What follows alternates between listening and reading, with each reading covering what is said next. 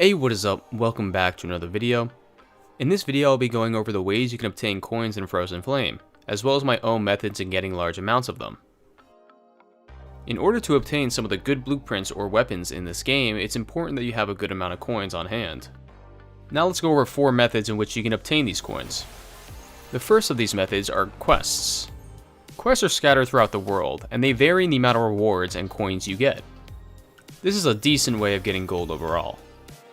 Now we move on to enemy camps and chests, which I consider to be the most worthwhile activity early game for coins. You can also find small or large chests throughout the world that you can get some extra coins from. The third method is to smash objects such as barrels or pots.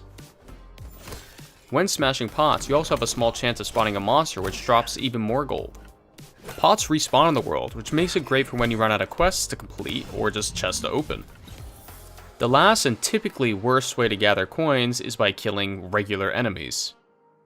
Certain enemies have a small chance of dropping a couple coins, but this is nothing in comparison to the other 3 methods I already listed.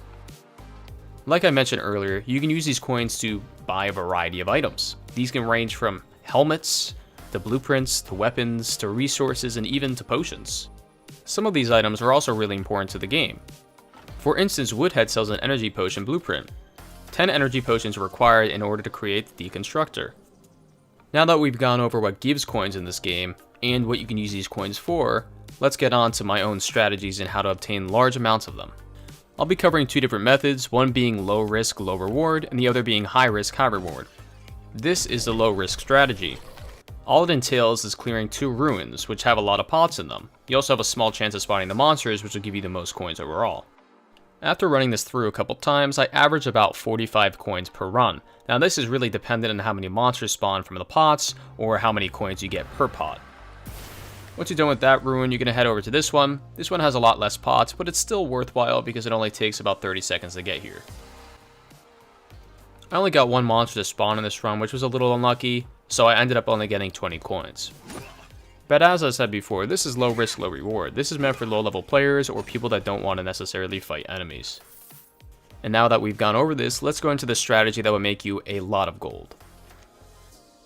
Right behind the first portal core, you'll find this dungeon's entrance. Before entering the dungeon, I'd also advise grabbing the quest from the guy right next to it so that you can get a little extra rewards. Use either a mage's staff or a torch to break the vines. I'd also advise bringing decent gear and some food to heal yourself. There will be a lot of pots in this dungeon, as well as a lot of skeletons that will try to kill you. Now both the pots and the skeletons drop a good amount of gold.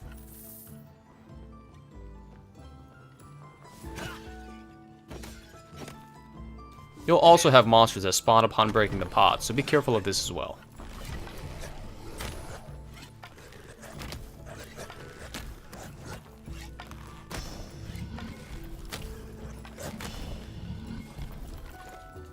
Continue into the dungeon, breaking every pot you can so you can maximize the amount of coins you get.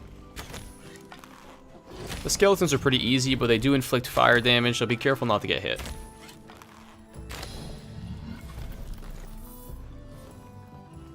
This is a hall leading up to the boss room. There will be a lot of pots and some skeletons to kill on the way there.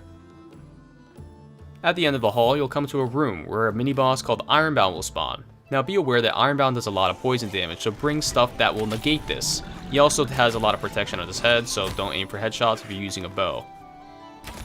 If you're not far in the game, I'd advise using ranged weapons. This boss battle can be pretty difficult, especially with the room being poison and his attacks being poison.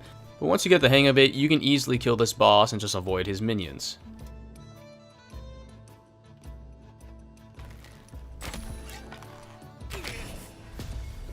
When you kill him, you'll be granted a good amount of XP as well as a lot of coins. Now, I got 40 here, I've seen as high as like 50s, 60s. Now, if it's your first time killing the boss, there'll be a chest in the boss room that you can access, but I decided to go ahead because I had already killed him. The room I went in after the boss battle has a lot of pots and skeletons. Just go through, destroy the pots for gold, and kill the skeletons for some additional gold. While exploring, you might also notice a chest behind a door. Now it's easy to get into, and it's actually important because it contains an item used for the quest you got outside the dungeon. So just click the pressure pad, go in, get the chest, and you'll get some gold and the item you need. Now, in my last video, I covered an XP method in where you can have enemies respawn. This works for both pots and this boss in particular. So once you kill this boss, you can simply leave the game and rejoin, and he and all the pots and skeletons will respawn. So that's what you see me doing here. I used my skill before I left because skills regenerate just like enemies do when you rejoin the game. So when I come back in, I'll also have my healing skill back, and the enemy will respawn, which allows me to get more gold. Both the boss's chest and the rewards you get from the quests contain two of the best items currently in the game, so even if you don't go to do this coin strategy, I'd really advise coming here anyway. Well, that's it for the video. If you enjoyed, then please hit the like button, sub if you haven't already subbed, and turn notification bell on if you want to see more. Anyway guys, that's all. I'll see you next time. Peace.